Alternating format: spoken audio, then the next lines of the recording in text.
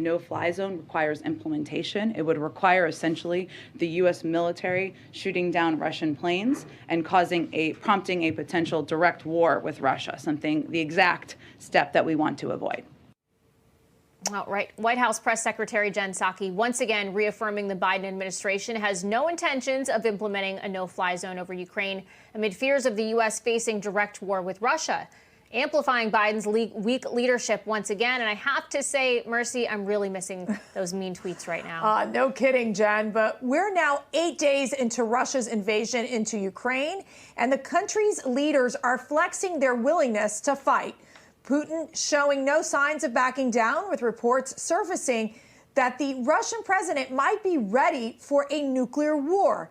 AP reporting Putin taking aggressive actions by putting nuclear forces on high alert, raising fears that Russia's invasion into Ukraine could possibly lead to nuclear war. Meanwhile, as Ukraine remains under siege, Zelensky is wasting no time fighting for his country. The embattled leader is boldly stating that if Biden and the West won't impose a no-fly zone to help his country end the slaughter, then, quote, give me the planes and his country will defend itself from Russian aerial assault. I got to tell you, Jen, it's bold leadership is what you're seeing out of Zelensky. Here to help us understand the latest on the Russia-Ukraine conflict and the impact it could have on America if it escalates is retired Air Force Special Ops and Defense Intelligence Technology innovator Major Glenn Ignazio. Major, thanks for joining us. Thank you for the opportunity. Appreciate it. So I want to start by asking you about growing calls to impose a no-fly zone over Ukraine. President Zelensky insisting it's a necessary step to help Ukraine fight back against Russia. But we're seeing the Biden administration, they're saying it's off the table because it would lead to the U.S. going to war with Russia. Is that the case? Is this showing fear of war, the message Biden wants to be sending to Putin right now? It's a complicated situation. I mean, during the Iraq conflict, the first one and the second one, we had no-fly zone of Northern Watch and Southern Watch in Iraq. That was part of the ceasefire agreement, and it was also backed by the UN because Iraq was slaughtering people. In this situation, It would be great to have the no-fly zone to, prevent Putin from preparing the battlefield. That's what he's doing, is helping his ground troops. But the hard part is again, Ukraine's not part of NATO. So any act like that, because they are not part of NATO, would be considered an act of war, regardless if it's American aircraft or German aircraft or anybody shooting down a Russian aircraft. So, you play into that violent rhetoric that Putin likes, and that would be the problem about the no-fly zone, unfortunately. And Major, the Biden administration is walking around Zelensky's call for that no-fly zone order by hyping up the aid that the U.S. has sent to Ukraine. But Zelensky is expressing that global support has been too little too late. And with him, he's calling the sanctions a good start, but he's pointing out that the world started making the decision to help too late. Now, knowing now that Russia has placed nuclear weapons on high alert and isn't ruling out nuclear warfare to claim Ukraine as its own, should the United States have acted sooner? Yes, I mean, that clearly to the point, yes. During the buildup and the entire time while they were surrounding, Ukraine, it's pretty obvious with the amount of force, the amount of troops and everything that there's something going to happen here. I mean, this is, 100 times more than a regular exercise, right? So the issue is that we could have started putting sanctions and really starting to hurt Putin then. May not have the entire international community behind us or behind NATO like we do now, but it was definitely something to prevent them from doing something, then trying to react to actual conflict.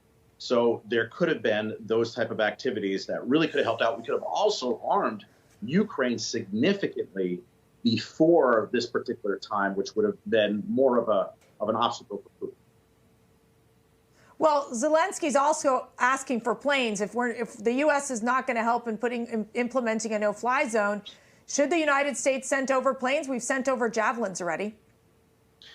Yeah, I think that the idea that weapons and any other kind of supplies definitely need to get to them, not only now, but they also have to be maintained and resupplied because they're going to be using them.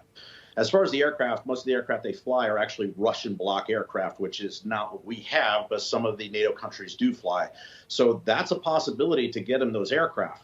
The interesting part is, how do you get it to them? If it's a NATO country flying fighter aircraft into Ukraine, that could be a trigger. So maybe Ukraine pilots fly them in. I mean, you could get into logistics, but the point is they'd have to be the Russian bloc aircraft that Ukraine knows how to fly.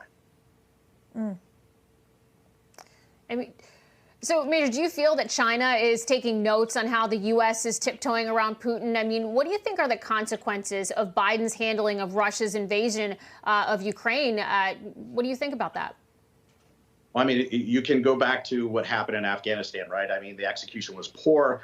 The whole accountability is a huge thing, and the responsibility, which is something that hasn't been taken. I mean, you didn't even see it in the State of the Union address. So that whole thing alienated us with also our NATO allies. I mean, you heard comments from the UK and everything, how upset they were. So when you saw that, Russia saw that, the movement on the Ukraine, you definitely see a relationship between between Russia and China. You see that that connection very important. They did a huge Cold Deal before the invasion of Ukraine, so they're working together.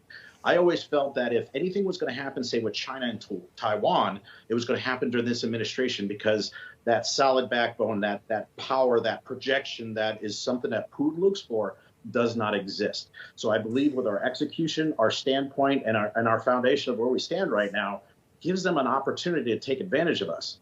So that's the really worrisome part. And frankly, if Biden did do something based on what we've seen in the past, do you really rely on that? Is that going to be more dangerous if it's flippant and in a knee-jerk reaction, which seems to have been the case? That would be really concerning. Does he really think out the strategy and the tactics, Yeah, there's no question that China and Russia feel emboldened, Iran feeling emboldened as well right now. We saw the New York Times, they are reporting that China asked Russia to delay the Ukraine war until after the Olympics. I mean, should we be alarmed that China has something up their sleeve? And could this mean that obviously they're the ones that are controlling a lot of this timeline, as the Chinese feel empowered to possibly go into Taiwan? Yeah, the whole Chinese and Russian relationship is something to look at. And you could see the relationship, again, getting stronger as this whole buildup in Ukraine was happening. And then since the invasion, you saw, again, those coal deals and energy deals happening between Russia and China. At the same time, you saw that China abstained from the General Assembly vote, and they absolutely stood against the security vote. So there is that connection with Russia. Now, the important point is that I believe China is watching what's happened with Ukraine. I believe Putin is surprised from the entire international impact from the sanctions. They are severe, I think, beyond what he thought. He's a strategist. I think China's looking at what's happening, what they need to prepare for before they were to take action in Taiwan. You don't have the tea leaves in front of us, but I mean, if you look at it, that's what I would do if I'm looking at carrying out an operation like that, just like Russia's doing in Ukraine. Major Ignacio, thank you so much for your insight. We appreciate you being here tonight. Always appreciate it as well. Thank you. You guys have been great.